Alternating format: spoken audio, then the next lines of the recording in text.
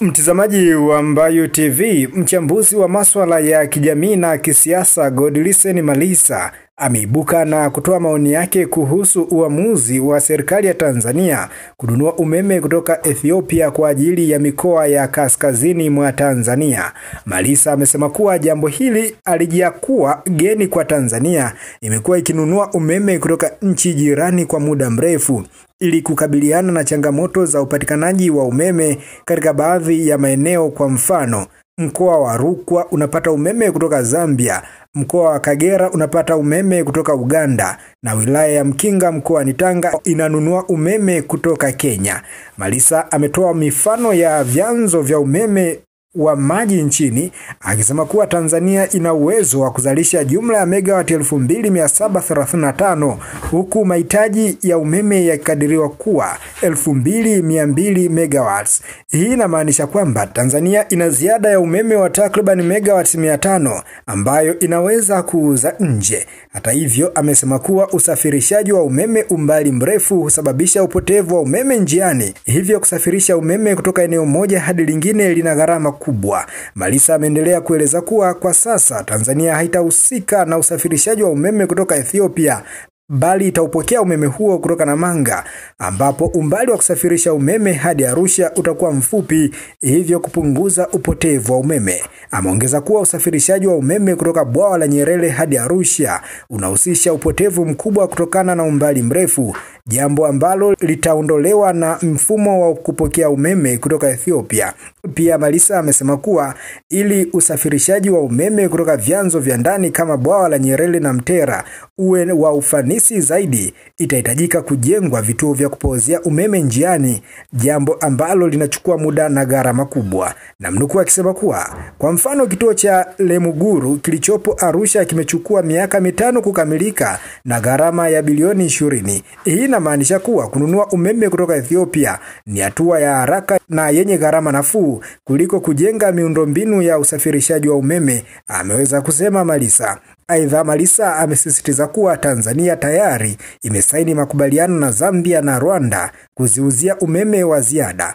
Umeme huo utasafirishwa kutoka vyanzo vya karibu kama Rumuso kwa Rwanda na Kihansi kwa Zambia, hivyo kupunguza upotevu wa umeme. Ametolea mfano wa mfumo wa biashara ya umeme barani Ulaya kupitia European Network of Transmission System Operation for Electricity ENTSO-E, ambapo nchi kama Ujerumani inanunua umeme kutoka nchi jirani ili kupunguza upotevu wa umeme kutokana na umbali mrefu wa usafirishaji. Kwa ujumla, Malisa amesema kuwa hatua ya Tanzania kununua umeme kutoka Ethiopia ni busara na ni sehemu ya mkakati wa kuhakikisha upatikanaji wa umeme wa uhakika kwa gharama nafuu, na kwamba ni jambo la kawaida katika biashara ya umeme kati ya nchi mbalimbali.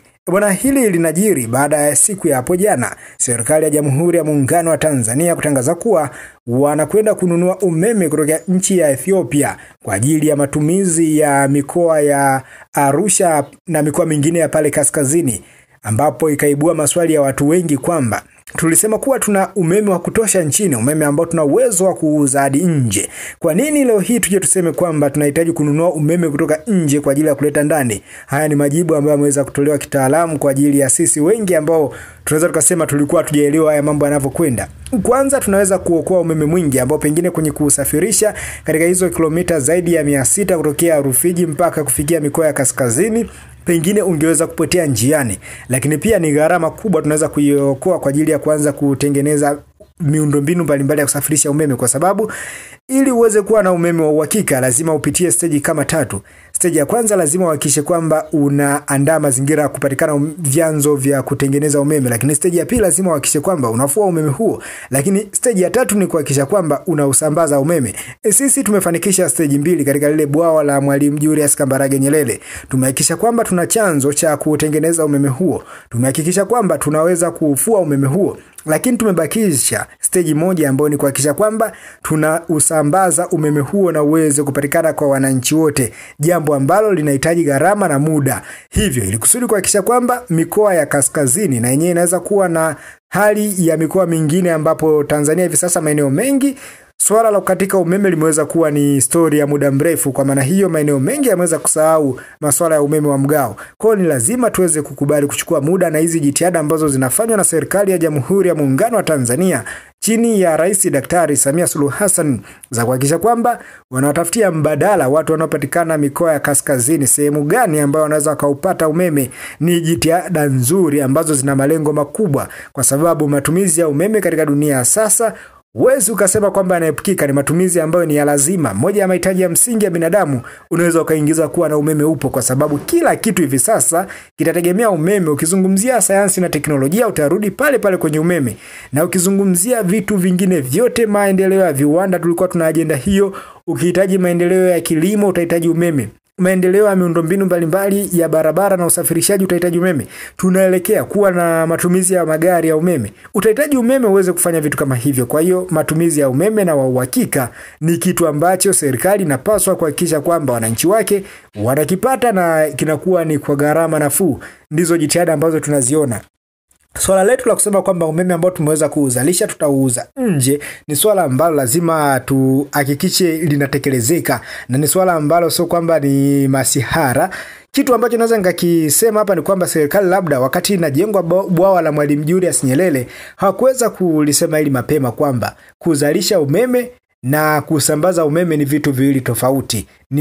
Lakini ni vitu ambavyo vinategemeana, lakini katika malengo ya kusema vitakamilika ni tofauti kabisa. Viwezi vikakamilika vyote kwa mara moja, kwa lazima vifuatane. Kianze kimoja kikamilike, kije kingine kikamilike. Naweza nikasema hapa palikuwa pana misinformation, kwa maana taarifa zikuweza kutolewa kwa ile hali ya kuweza kusema kwamba taarifa zimetolewa kwa ujumla wake, kwa maana tutazalisha umeme katika bwawa hili hizo megawatts zaidi ya 2000, lakini pia tutaanza process ya kuweza kuzisambaza umeme huu uweze kuwafikia Watanzania. Hapo ndipo ambapo palikuwa pana gepu, ambapo Watanzania wengi wameweza kuibuka napo na kuweza kuzua mijadala mikubwa. Naamini katika elimu hii ambayo tumeweza kupewa na Malisa, lakini pia katika hii nyongeza ambayo nimeweza kuijazia hapa, tunaweza tukawa tumeelewana, mtazamaji wa Mbayu TV, na wewe unaweza ukaishia elimu hii kwa mtu mwingine. Sometimes unaweza ukawa unakaa unaonekana na wewe unazungumza vitu kisomi, uweze ukawa unakurupuka tu na kuanza kuzungumza mambo. Na ndio maana swala hili ujiona wanasiasa wengi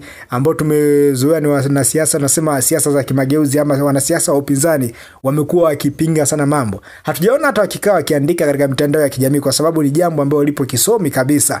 Ukiingia kwa watu ambao wamesoma electrical engineering wanaweza wakawa na vielewa hivi vitu kwa undani kabisa, lakini kwa mimi na wewe ambao tuna elimu ya kawaida tulisoma HKL pale Msamala Sekondari, lazima tuwe tuna utofauti wa kuyadadafua mambo haya. Bwana mtazamaji wa Mbayu TV, ni kukumbushe kama bado hujasubscribe YouTube channel yetu, basi hakikisha kwamba una subscribe, lakini pia hakikisha kwamba una like, una comment na kushare taarifa zote ambazo sisi tunakupa wewe kila siku na kila saa. Langu jina niite David Edward. Uwe na siku njema mtazamaji wetu. Unahitaji biashara yako, huduma au bidhaa iwafikie watu wengi zaidi? Mbayu TV inakupa nafasi ya kuwafikia maelfu ya watazamaji kila uchwao kwa kutangaza kupitia Instagram, TikTok na YouTube chaneli yetu kwa gharama nafuu kabisa. Wow, that's amazing. Wasiliana nasi leo kwa simu namba 0622 41 79 80 au 06 98 02 45 12.